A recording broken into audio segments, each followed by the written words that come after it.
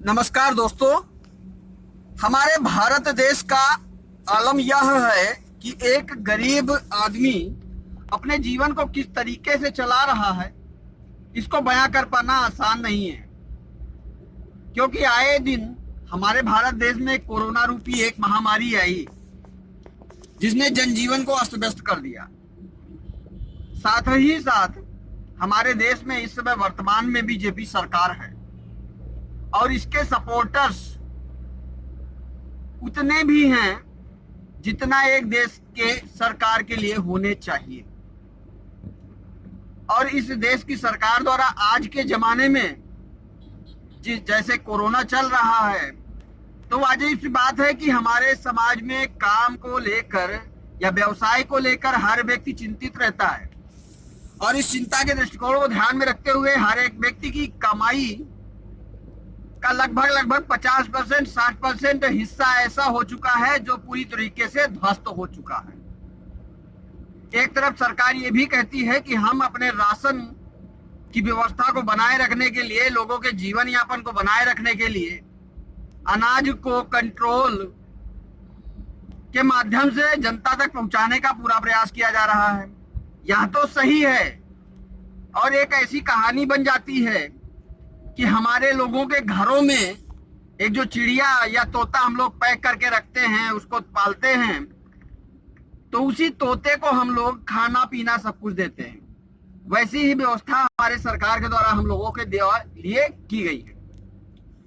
इस स्थिति में राशन की पूरी व्यवस्थाएं तो उत्तम है, कुछ नहीं कहा जा सकता है, लेकिन राशन को मिलने के अतिरिक्त इस राशन को पकाने में जो हमारे घरों में गैस यूज होती है, उसके दाम की इतनी बढ़ोतरी कुछ मायने रखती है।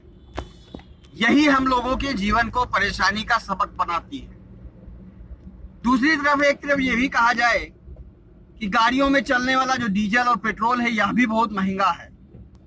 तो निश्चित रूप से एक बात यह साबित हो रही है कि हम लोगों की कमाई नहीं हो पा रही है। हमारे समाज भारत देश में जनजीवन की कमाई का बहुत ज्यादा हिस्सा ऐसा हो चुका है, पूरी ध्वस्त हो चुका है। इसलिए कमाई लोगों के पास नहीं है और कमाई को देखते हुए हमारे समाज में जो इसमें डीजल, पेट्रोल और गैस के दामों में बढ़ोतरी हो रही निरंतर, यह एक अपराध से कम नहीं है। इस आधार पर हम ये मान सकते हैं कि हमारी भारत सरकार पूर्ण रूप से हमारे भारतीय समाज का शोषण कर रही है।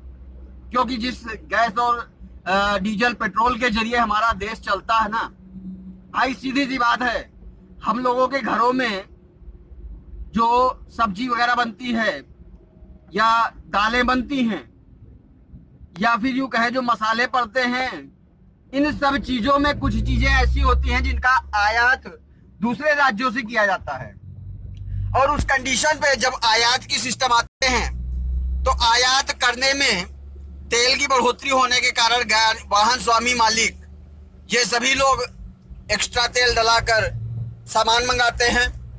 तो वाजिब सी बात है, जब वाहन स्वामियों का पैसा इन्वेस्ट होगा, खराब होगा, तो वो लोगों के द्वारा जो कबाड़ी समाज का माल बाहर से आता है वह और भी महंगा होगा। तो इस तरीके से ये होता है कि हमारे समाज की जो दयनीय स्थिति, आर्थिक स्थिति जो खराब हो रही है, वह बढ़ते दामों के कारण होती है। और इन्हीं बढ़ते दामों के कारण बाकी सारी चीजों की महंगाई भी निरंतर बढ़ रही है बढ़ती जा रही है। तो यही सब समस्याएं हैं जो हमारे भारतीय समाज को कमजोर करती है। लेकिन बीजेपी के जो सपोर्टर्स हैं, उन्हें लगता है कि केवल पेट्रोल और गैस के दाम बढ़वा जाना यह केवल और केवल बेवकूफ़ी है। एक तरफ लोग यह भी जानते हैं, समझते हैं कि हमारी आर्थिक स्थिति नहीं समझ में आती है, नहीं सही है, लेकिन फिर भी जो पार्टीधारी हैं वह अपनी राजनीति की रोटी सेकते हैं। दूसरी तरफ महंगाई को यह भी उछाल मारते हैं कि अगर पेट्रोल 150 रुपये किलो भी हो गया तो भी हम खरीदेंगे। यकीन मानो दोस्तों, पेट्रोल का दाम बढ़ना कोई बड़ी बात नहीं है, लेकिन इस पेट्रोल और डीजल और गैस के जो दाम बढ़ रहे हैं, यह निश्चित रूप से सारी चीजों को प्रभावित करती हैं। आयात से लेकर निर्यात तक का जो भी साधन होता है, उस साधन को के साथ लाने वाला सामान जो हमारे समाज में आता है, यह महंगाई के चरमोत्कर्ष पे हमारे समाज को परिपक्व कर रहा है। और इससे होता कुछ नहीं है बड़ी बात भाई, बस इतना ही है कि हमारा देश जो कभी प्रगतिवान की ओर बढ़ रहा था, यहाँ का खुशहाल सा जीवन होता था, वही आज दयनीय अपने आप को मजबूर सा महसूस कर रहा है। बहुत से लोग हमारे इस वीडियो को बहुत गलत साबित करेंगे, लेकिन यही हमारे देश का हकीकत है। और इस हकीकत वाले दृष्टिकोण को ध्यान में रखते हुए सपाई, बसपाई, कांग्रेस, जितना भी राजनीति समाज है, वह केवल और केवल राजनीति करने पे लगा हुआ है। लेकिन यही हमारे देश का हकीकत है।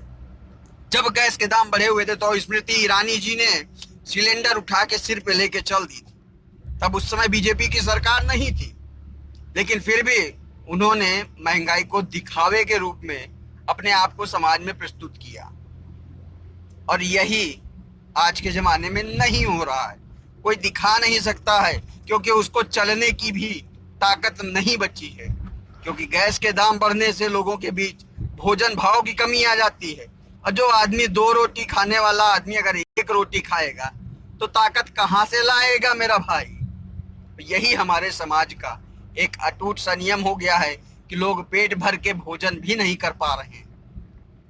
उम्मीद है दोस्तों, अगर हमारी बातें आपको सही लगी होंगी तो जरूर आप शेयर करोगे। बाकी अपने कमेंट के जरिए बताओ कि महंगाई की मार क्या है, सही है या गलत है।